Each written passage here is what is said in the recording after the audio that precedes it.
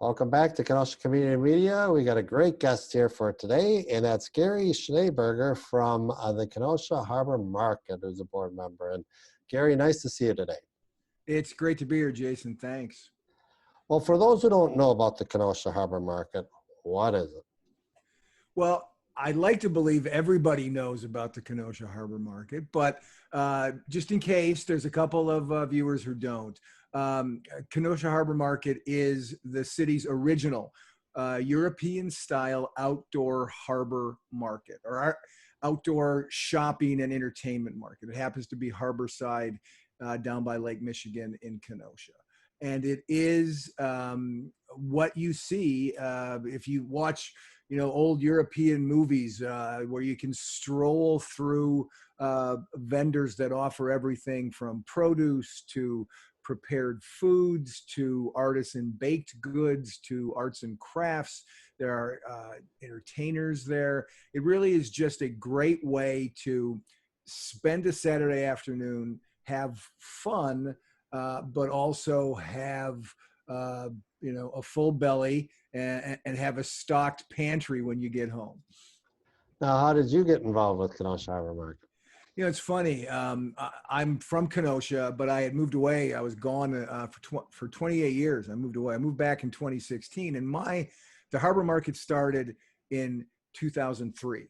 So when I moved away, it didn't exist. When I came back in 2016, a friend of mine said, "Hey, let's go down to this thing." I said, "Okay, let's go down." And I went down to the market, and I was blown away that I had moved back to Kenosha from Los Angeles. Okay. So I had been around some, quote unquote, pretty sophisticated areas who did pretty sophisticated events. And I walked into the harbor market and it was like, this is in my hometown. This is amazing. Just the number of people, the number of vendors, the variety of vendors was fabulous. So fast forward a few years, a friend of mine from grade school is on the board of directors. They were looking for some new board members. She asked me if I wanted to be a part, and I couldn't wait to jump at the opportunity because I was so impressed, not only from the first time I went, but I went back many times in the 4 years since then. So since you're in the inner workings of the market, why has it been such a success all these years from your viewpoint?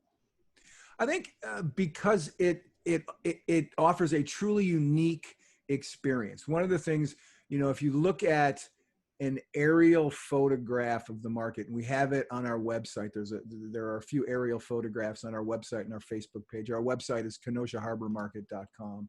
If you look at an aerial photograph, all the tents that house all the vendors are white.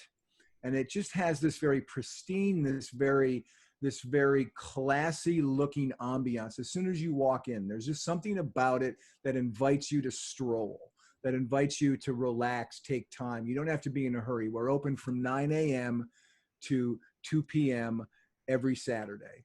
And you can spend that entire time there shopping different vendors, buying candles, buying bread, buying rhubarb. There's all kinds of different things that you can do. Again, I walk in every Saturday to kind of work the market as a board member, and I'm like, I still can't believe this is in Kenosha. So do they have like returning vendors, a mix of them? How does that work?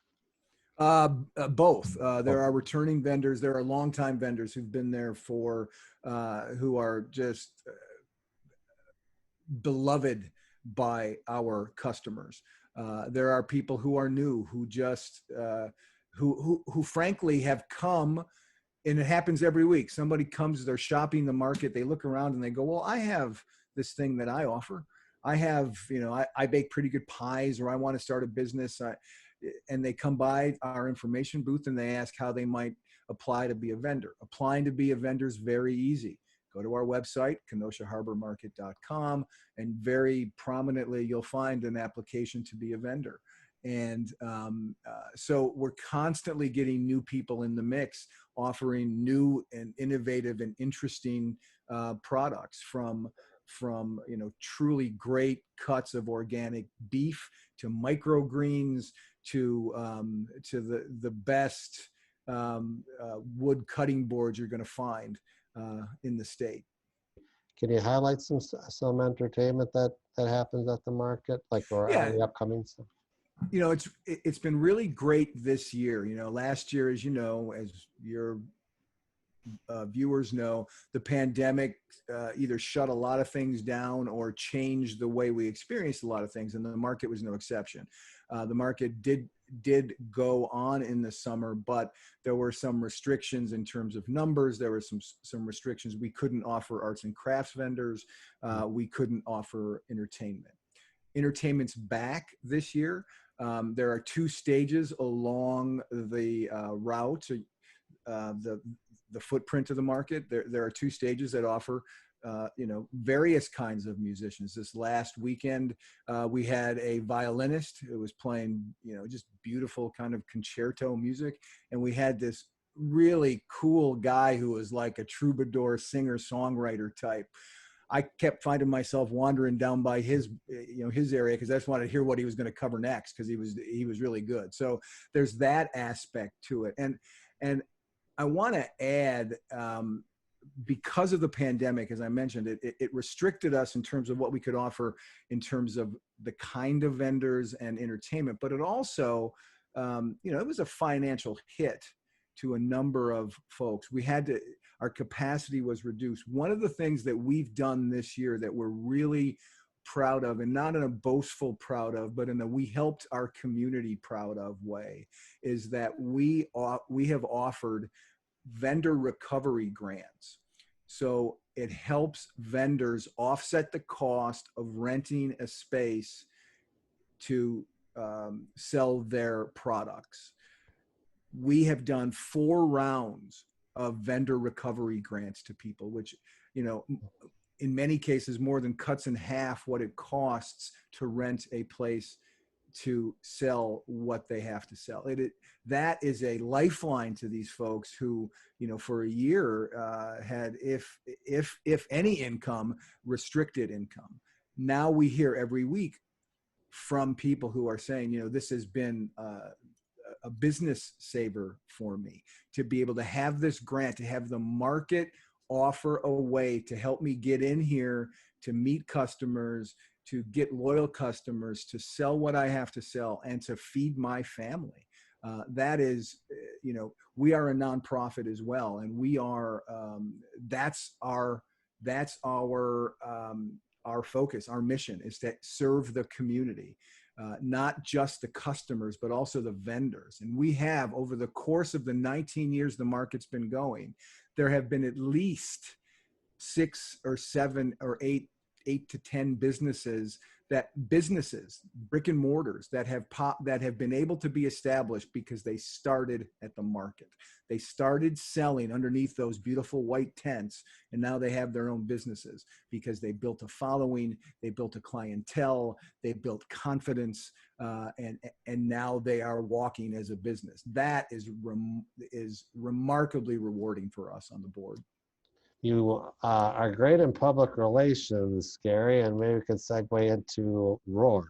Maybe you can talk about what Roar is all about. Sure. The sun's shining a little bit on my logo, but that's my corporate logo. Roar is my public relations firm. One of the things I help the board with focus on is public relations, and really the idea there is, I'm honored to be able to put whatever professional skills I've amassed to work to help my community, to help the folks who live in my community. So the market's mission to help the community, I'm able to, sort of superimpose my corporate mission over that. You probably can't read it on here. Underneath Roar, it says "Be Heard." That's my brand promise. And the idea there is I'm helping individuals and organizations rise above the word noise that populates our culture to get their heart heard, to get their message heard. And I'm blessed to have a roster of clients who do that on a variety of different fronts, including I've got a guy who coaches people how to get through life's most challenging knock the wind out of your sales moments. And you know, I've done promotion in Hollywood. I've done promotion for international nonprofits. I've done publicity for, you know, I've been interviewed by CNN and CBS Evening News and all kinds of fun stuff. So it's really nice to be back home and to be able to apply the things that I've learned, the skills that I've picked up through the years, been able to practice through the years, to be able to apply them to things that happen right here in my hometown. Is there a website for Roar that people could check out? Yeah, our website at Roar is www.weroar.la. And then for those who want to go to the Harbor Market, is there a website and Facebook for that as well? Yep. Kenosha Harbor Market is KenoshaHarborMarket.com is the website. Facebook, just do a search for Kenosha Harbor Market. We've got a great presence there, close to 10,000 folks who follow us. And I have not yet mentioned, and I've sort of done it on purpose as a PR guy. One of the things that you don't want to do is ever say speak anything that undercuts your message because it doesn't come out right. And the market happens to be located on two cross streets, one of which is easy for me to say, 2nd Avenue, one of which I'm going to mispronounce terribly. I believe I'm going to say it as Place de Douai. Now, I'm sure that's not exactly it. I can tell you this. It's at 2nd Avenue, and it's 1 block west of the Lakefront Museums. So that's where you can find us every weekend, 9 a.m. to 2 p.m. Well, Gary, thank you so much for talking with us today. Again, the Kenosha Harbor Market is an excellent venue to go to, again, from the summertime to the fall and into the winter. And you and everyone that's involved in the Kenosha Harbor Market does a great job. And thank you so much for talking with us today. Well, thank you. And thank you for giving us a platform to, as we say, be heard.